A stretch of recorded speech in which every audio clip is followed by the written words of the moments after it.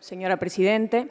Voy a tratar de ser muy breve porque en realidad no me gusta repetir lo que ya han dicho otros senadores y que en muchos de los casos comparto. Lo que sí quería, porque yo firmé el dictamen con una disidencia parcial, es un poco aclarar la razón de esa disidencia o de esa duda respecto al proyecto que estamos tratando. Es que escuché mucho de que el proyecto de ley que estamos tratando es sumamente novedoso. Sin embargo, cuando uno toma la ley 25.156, advierte que muchos de los principios plasmados en esa ley se encuentran también ahora. Incluso, por ejemplo, fíjese, esta ley hablaba ya del Tribunal Nacional de Defensa de la Competencia, que bueno, posteriormente fue sustituido por la Comisión Nacional de Defensa de la Competencia. Ahora volvemos respecto a ese tribunal. Me parece esto muy positivo, creando una Autoridad Nacional de Defensa de la Competencia, integrada por un tribunal, por 2 secretarías de las que ya se habló mucho. Recién se hacía alusión respecto de los miembros del tribunal y decía no se controla las incompatibilidades, y en ese sentido me parece importante destacar que sí, está específicamente contemplado en el proyecto de ley. Al igual que la ley 25.156, habla de la necesidad del concurso y habla de la necesidad del jurado. Pero fíjese cómo las realidades de nuestro país influyen en el legislador al momento de determinar las normas o de presentar los proyectos. ¿Por qué digo esto? Porque cuando se habla del concurso se introducen una serie de requisitos que obviamente antes no estaban, que son novedosos, a donde se habla, fíjese usted, de una selección de ternas, de postulación de publicidad, perdón, de los postulantes, de un tiempo de oposición, de la comunicación que el presidente de la Nación tiene que hacer de todo esto, de enviar los pliegos al Senado. El Senado tiene que dar el acuerdo. Es decir, se establece todo un procedimiento verdaderamente complejo, donde intervienen distintos órganos del Estado para tratar de garantizar en la autoridad de aplicación de la Comisión Nacional de Defensa de la Competencia no solamente la idoneidad, sino también y sobre todo la imparcialidad, me parece. Incluso en esa idea de cuidar algunos aspectos vinculados, por ejemplo, de la moral, se exige que tenga una reconocida solvencia moral. Y la verdad que, claro, esos criterios subjetivos son muy difíciles de determinar, porque ¿qué se entiende por reconocida solvencia moral? O se exige, por ejemplo, y esto sí me parece muy importante y me parece importante aclararlo a raíz de lo que se dijo, que sí se exige el tema de las incompatibilidades. ¿En qué sentido? En las declaraciones juradas, además de cumplimentar todo lo que ya estaba establecido en la ley de ética, tienen que presentar una declaración jurada que dé cuenta, en el caso de que sean abogados, contadores y demás, de quiénes eran sus clientes, en qué asociaciones han trabajado, todo con 5 años de antelación, para resguardar precisamente el tema de la imparcialidad. Con lo cual, frente a todos estos requisitos complejos, que por supuesto los comparto, pero sí me lleva a la reflexión. ¿Cuál es la reflexión? La reflexión es que el jurado, que valga la redundancia, es el que juzga a las personas estas, no tienen todos estos requisitos tan complejos respecto a los juzgados. Es decir, quienes van a presentar sus antecedentes tienen un régimen de incompatibilidades que va más allá de la ley de ética pública, tienen que tener la autorización de la Oficina de la Competencia, es decir, se le exige un montón de cosas que, por ejemplo, al ministro de la Producción no, pero es el que juzga, es el que evalúa y es el que hace las ternas. Entonces, cómo los tiempos van influyendo en el legislador, que de repente vamos poniendo requisitos, que ojalá que haga que verdaderamente las personas que surjan de esto sean lo moralmente solventes que se pretende, aunque me parece que es un criterio subjetivo bastante difícil de llevar a la práctica, que es lo que se entiende por esto, y sobre todo que tenga la imparcialidad que anhelamos, porque a veces parece que la asignatura pendiente de los argentinos es hacer realidad de las leyes. Dios quiera que en esto lo tengamos. Y acá viene el tema de mi objeción, que es la siguiente. Ya estaba en la ley 25.156 y se repite ahora. Hablábamos recién de la importancia o de los riesgos que generan las concentraciones y las fusiones. La ley establece igual que lo establecía la anterior, nada más que cambia el margen, que cuando esas concentraciones o fusiones impliquen un volumen de negocios que vaya más allá de 2.000 millones de pesos, tiene que comunicar a la Comisión de Defensa. Esta comisión o esta autoridad, perdón, no la comisión, sino la autoridad de aplicación de defensa de la competencia, ¿qué es lo que hace? Va a evaluar si esta concentración de este volumen importante de negocios afecta o no afecta el mercado.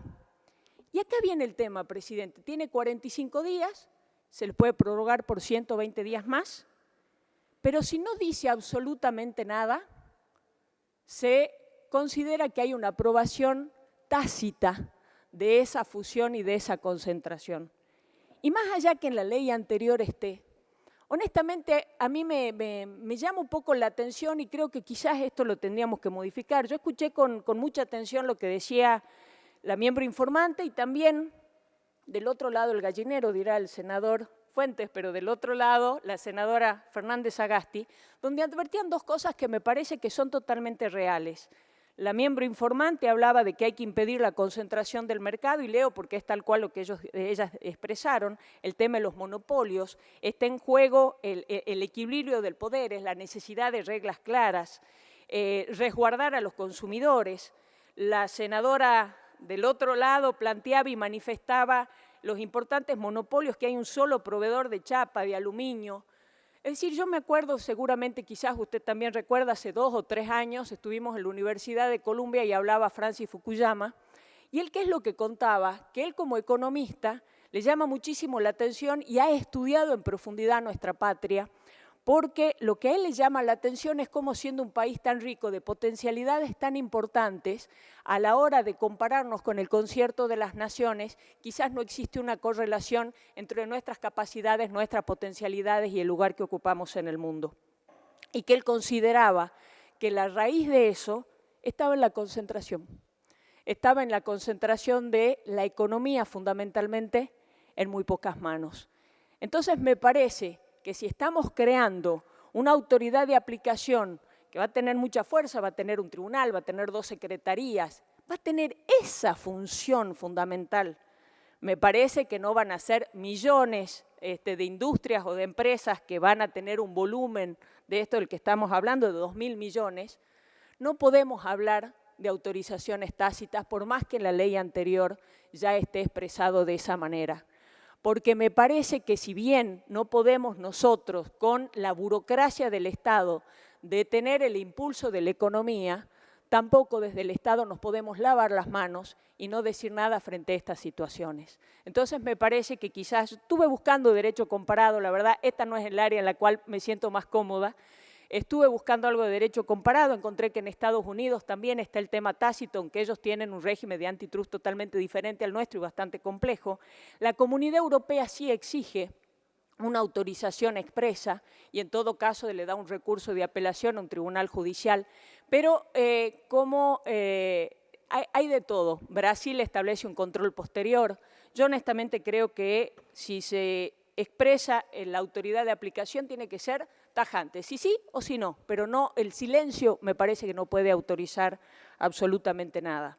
Por esto, casualmente, de la relevancia que ponía tanto la miembro informante del oficialismo como la senadora Fernández Sagasti cuando alertaba respecto del tema de los monopolios. Lo mismo ocurre cuando habla de la concentración de empresas que brindan servicios públicos y en este sentido, fíjese, se le consulta al ente regulador. En la ley anterior el ente regulador tenía 90 días para expedir una opinión, ahora se lo corren a 15. Entonces me parece que también esto habría que tener un tiempo prudente como para estudiar responsablemente si esa concentración o si esa fusión afecta o no de alguna manera el mercado.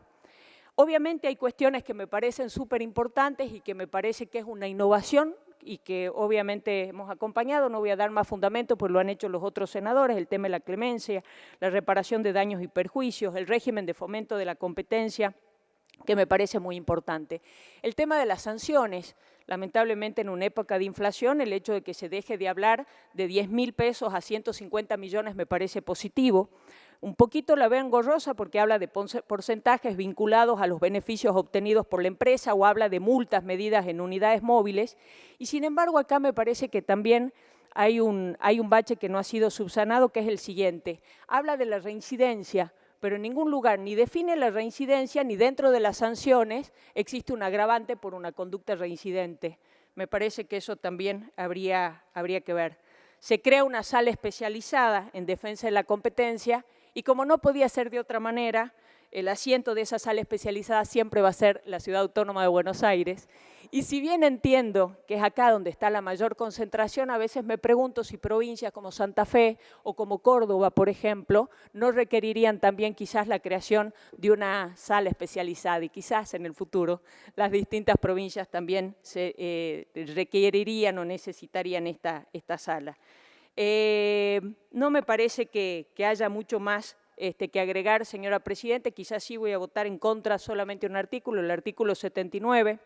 Hemos estado hablando mucho con el senador Páez, que valoro el conocimiento que tiene y la paciencia que ha tenido en explicarme varias cosas respecto de las competencias, pero esto de que una Cámara Civil y Comercial aplique supletoriamente el Código Penal y el Código Procesal Penal no lo termino de interpretar bien, honestamente no coincido y me parece que lo mejor en ese caso sería votar en contra solamente de ese artículo y con las salvedades que acabo de decir respecto del artículo 15 y 17 y nada más, señor presidente, muchas gracias.